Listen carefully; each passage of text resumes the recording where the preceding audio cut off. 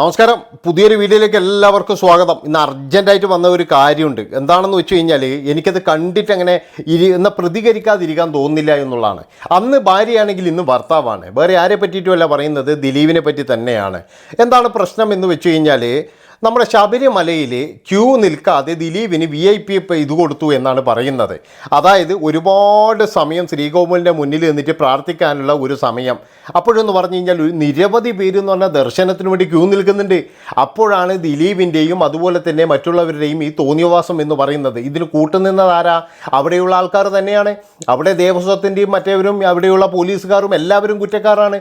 ഇത്രയും ആൾക്കാർ അവിടെ ക്യൂ നിൽക്കുന്നുണ്ട് എന്നുപോലും ആലോചിക്കാതെ ദിലീപിന് മാത്രം ഇങ്ങനെയൊരു പ്രത്യേകത കൊടുത്തത് എന്ന് പറഞ്ഞു കഴിഞ്ഞാൽ വളരെ മോശം എന്ന് പറഞ്ഞാൽ വളരെ മോശം തന്നെയാണ്.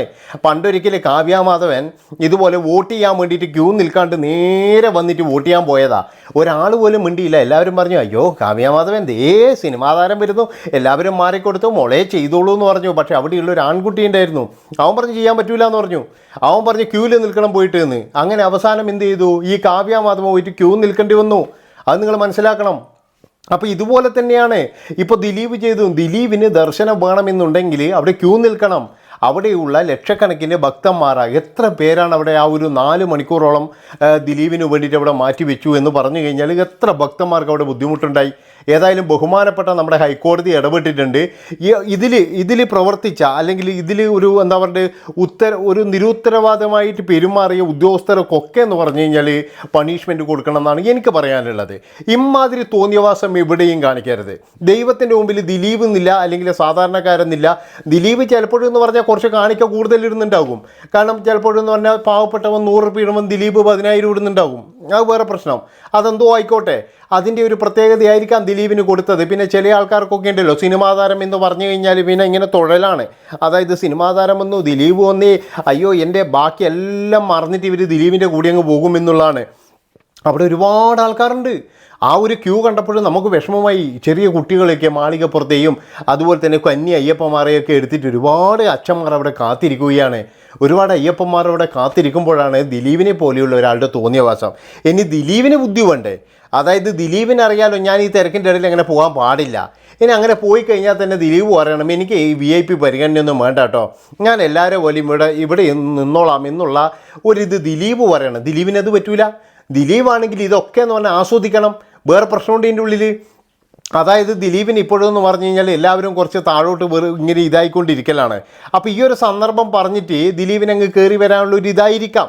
എന്തായിക്കഴിഞ്ഞാലും ദിലീപ് കാണിച്ചതെന്ന് പറഞ്ഞു കഴിഞ്ഞാൽ ഒരു എന്താ പറയേണ്ടത്, ഒരു വളരെ മോശമായ ഒരു പ്രവൃത്തി തന്നെയാണ്. ഒരിക്കലും നമുക്ക് ന്യായീകരിക്കാൻ പറ്റില്ല. അതുപോലെ തന്നെയാണ് നമ്മളെ പല സ്ഥലങ്ങളിലും ഏത് അമ്പലമായാലും ശരി, ഇപ്പോൾ ഗുരുവായൂരായി കഴിഞ്ഞാൽ ശരി, ഏത് അമ്പലത്തിലായി കഴിഞ്ഞാലും VIP എന്ന് പറഞ്ഞിട്ടൊരു ടീമുണ്ടായിരുന്നു. ഈ VIP എന്ന് പറയുന്ന ടീം വന്നിട്ടുണ്ടെങ്കിൽ എൻ്റെ മക്കളെ കഷ്ടകാലം എന്ന് പറഞ്ഞാൽ കഷ്ടകാലമാണ്. പണ്ടൊരിക്കൽ ഗുരുവായൂർ പോയേക്കുമ്പോഴേക്ക് അവിടെ ഏതോ ഒരു VIP വന്നിരിക്കുന്നത്. ആലോചിച്ച് നോക്കണം നിങ്ങൾ. 3-4 മണിക്കൂറാണ് ഭക്തജനങ്ങൾ അവിടെ പിടിച്ചു നിർത്തിയത്. ഇയാൾ പോയി കഴിഞ്ഞാൽ മാത്രമേ മറ്റുള്ളവർക്ക് ദർശനമുള്ളൂ എന്ന്. എവിടുത്തെ ഇടപാടാണോ ഇത്? പൊതുജനങ്ങളെ കൊണ്ടല്ലേ ഇതൊക്കെ എന്ന് പറഞ്ഞു കഴിഞ്ഞാൽ നടത്തിക്കൊണ്ടുപോകുന്നത്. ഈ പൊതുജനങ്ങളല്ലേ ഇവിടെ കാണിക്കുകയും മറ്റേതൊക്കെ ഇടുന്നത്. എന്നിട്ട് ഇമാതിരി തോന്നിയവാസം കളിക്കാൻ പാടണ്ട. എന്തൊക്കെ ആയിക്കഴിഞ്ഞാലും ഇതൊക്കെ നിർത്തണമെന്നാണ് എനിക്ക് പറയാനുള്ളത്. അതായത് ഇമാതിരി തോന്നിയ ദിവസം മറ്റുള്ള ഈ ചില സംസ്ഥാനങ്ങളിലൊക്കെ ഈ പരിപാടി ഭയങ്കരമാണ്. അവിടെയൊക്കെ എന്ന് പറഞ്ഞു കഴിഞ്ഞാൽ പൈസ കൊടുത്തു കഴിഞ്ഞാൽ നമുക്ക് ഒരു പ്രശ്നവും ഇല്ലാണ്ട് തൊഴാം. അപ്പോൾ അതുപോലെ തന്നെ ഭഗവാനെ കാണാം, പൈസ ഇല്ലവന് വേഗം കാണാം എന്നുള്ളതാണ്. പക്ഷേ കേരളത്തിൽ അമ്മാതിരി തോന്നിയവാസത്തിന് ഒരിക്കലും നമ്മളാരും കുട പിടിച്ച് കൊടുക്കരുത് എന്നാണ് ഞാൻ പറയുന്നത്. കാരണം നമുക്ക് എല്ലാവർക്കും അറിയാം, പണ്ടൊക്കെ എന്ന് പറഞ്ഞു കഴിഞ്ഞാൽ ഗുരുവായൂർ സത്യാഗ്രഹവും അങ്ങനെയുള്ള കാര്യങ്ങളൊക്കെ നടന്ന ഒരു നാടാണിത്. ആ ഒരു നാട്ടിലാണ് ഇമാതിരി തോന്നിയവാസം ഇപ്പോഴും കുറച്ച് തമ്പ്രാക്കന്മാർ കൊണ്ടുവന്ന് നടത്താൻ പോകുന്നത്. അതൊരിക്കലും അനുഭവിച്ചു കൊടുത്തൂടാ. ദിലീപല്ല, സുരേഷ് ഗോപിയല്ല, ഇനി ആരായിക്കഴിഞ്ഞാലും ശരി, നിങ്ങൾക്കൊക്കെ പോകണമെന്നുണ്ടെങ്കിൽ പൊയ്ക്കോ. പക്ഷേങ്കിൽ നിങ്ങളെല്ലാവരും അവിടെ നിൽക്കാനും കൂടി തയ്യാറായിരിക്കണം. സുരേഷ് ഗോപിക്ക് ചിലപ്പോൾ പ്രോട്ടോക്കോൾ പ്രകാരം കയറാൻ പറ്റും. കാരണം അയാൾ ഒരു കേന്ദ്രമന്ത്രി ആയതുകൊണ്ട് ചിലപ്പോൾ അയാൾക്ക് പിന്നെ ഒരുപാട് ഇതൊക്കെ ഉണ്ടാകാം. പക്ഷേ മറ്റുള്ളവരെന്ന് പറഞ്ഞാൽ വെറും സിനിമാ താരങ്ങൾ മാത്രമാണ്, അല്ലാതെ ഒന്നുമല്ല. ഇപ്പോൾ കഴിഞ്ഞ 2-3 മാസം മുമ്പ് നമ്മളെല്ലാവരും കണ്ടതാണ്. ലഫ്റ്റനൻറ്റ് കേണലിൻ്റെ ഒരു പദവിയും വെച്ചിട്ട് നമ്മൾ ലാലേട്ടൻ പോയിട്ട് അവിടെ പോയിട്ട് സെൽഫി എടുത്തത്. എവിടെ? ദുരന്ത ഭൂമിയിൽ കൊണ്ടുപോയിട്ട് സെൽഫി എടുത്തിരിക്കുന്നത്. അങ്ങനെയൊക്കെ വല്ല ആവശ്യമുണ്ടോ അങ്ങോട്ട് പോകേണ്ടത്? എന്നിട്ട് എല്ലാവരും ആ ചെകുത്താൻ്റെ പേരുടെ കയറി എന്താണ് ചെകുത്താൻ വിളിച്ച് പറഞ്ഞു എന്ന് പറഞ്ഞിട്ട്. ഒരു കാരണവശാലും മോഹൻലാലിനെ പോലെയുള്ള ഒരാൾ അവിടെ പോകാൻ പാടില്ല. കാരണം എന്താണെന്ന് വെച്ച് കഴിഞ്ഞാൽ ആ ഒരു സമയത്ത് അവിടെ രക്ഷാപ്രവർത്തനവും മറ്റേതും നടക്കുകയാണ്. അപ്പോൾ ഇത് വിമർശിച്ച് കഴിഞ്ഞാൽ അയ്യോ ലാലേട്ടനെ തെറി പറയുന്നേ, അയ്യോ നമ്മുടെ ലാലേട്ടനെ തെറി പറയുന്നേ, ലാലേട്ടനെ ചെകുത്താൻ തെറി പറഞ്ഞേ, ചെകുത്താൻ ജയിലിലേക്ക് മറ്റേക്ക്, ഇതിനൊക്കെ കൊടപിടിച്ച് കൊടുക്കാൻ കുറച്ച് ടീമുണ്ട് എന്നുള്ളതാണ്. അപ്പോൾ ഞാൻ പറഞ്ഞു വരുന്നത് എന്താണെന്ന് വെച്ച് കഴിഞ്ഞാൽ നമ്മുടെ ദിലീപ് ആ കാണിച്ചതെന്ന് പറഞ്ഞാൽ വളരെയധികം വലിയ മണ്ടത്തരം തന്നെയാണ്. ഒരു കാരണവശാലും ഇത് അംഗീകരിക്കാൻ പാടില്ല. ദിലീപ് എന്നല്ല, ഒരാൾക്ക് പോലും ഇത് അംഗീകരിച്ചു കൊടുക്കരുത്, ഒരമ്പലത്തിൽ പോലും ഇത് അംഗീകരിച്ചു കൊടുക്കരുത്. കാരണം അമ്പലങ്ങളൊക്കെ എന്ന് പറഞ്ഞാൽ സാധാരണക്കാരാണ്. ഇപ്പോഴിവിടെ ഭക്തി നല്ല രീതിയിൽ ഭക്തിയായിട്ട് പോകുന്നതൊക്കെ എന്ന് പറഞ്ഞാൽ സാധാരണക്കാരാണ്. അല്ലാതെ മറ്റുള്ളവരൊക്കെ എന്ന് പറഞ്ഞാൽ തോന്നുന്നത് പോലെയല്ലേ ഈ സാധാരണക്കാരല്ലേ കൊണ്ടുപോയിട്ട് അവിടെ ഇത്രയും പൈസയും കാര്യങ്ങളൊക്കെ കാണിക്കുകയല്ല വിടുന്നത്. അവരെയല്ലേ ആദ്യം മൈൻഡ് ചെയ്യേണ്ടത്.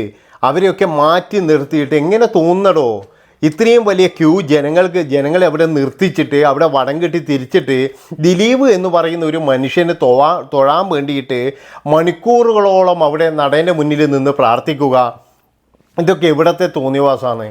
അതാണ് ഞാൻ ആലോചിക്കുന്നത്. വളരെ മോശം എന്ന് പറഞ്ഞാൽ വളരെ മോശം.